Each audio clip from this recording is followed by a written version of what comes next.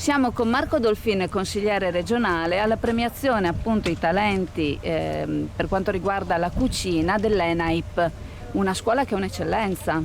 Una scuola che è un'eccellenza del Veneto, una scuola che opera nel nostro territorio e che sforna tanti studenti che domani saranno dei professionisti nel mondo enogastronomico e dunque della cucina piuttosto che nel mondo dell'operatività all'interno dei ristoranti, piuttosto che nei bar, sommelier, insomma tutto un ventaglio di professioni, appunto, di professionalità e dunque ringraziamo ovviamente l'ENAIP Scuola del Veneto con sede qua a Sottomarina di Chiuccia, che oggi ci ha offerto una location fantastica. Oggi credo che veramente abbiamo scoperto tutti questo aspetto della terrazza. Io credo che insomma la vedevamo magari passando da fuori, non ci accorgevamo neanche.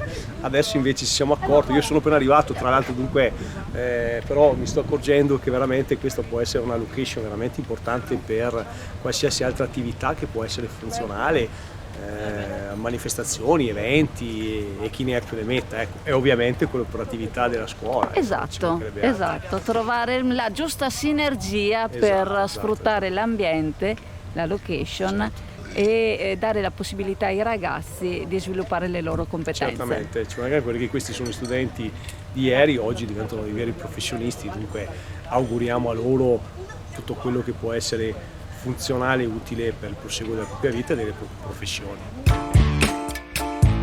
Befed, il pub di successo tutto italiano, dove trovi l'inimitabile galletto da mangiare con le mani, accompagnandolo con la tipica birra artigianale.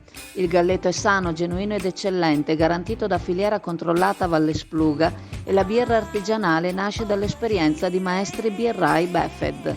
Befed, presso il parco commerciale Clodì per giovani e famiglie, un posto dove puoi sentirti come a casa tua.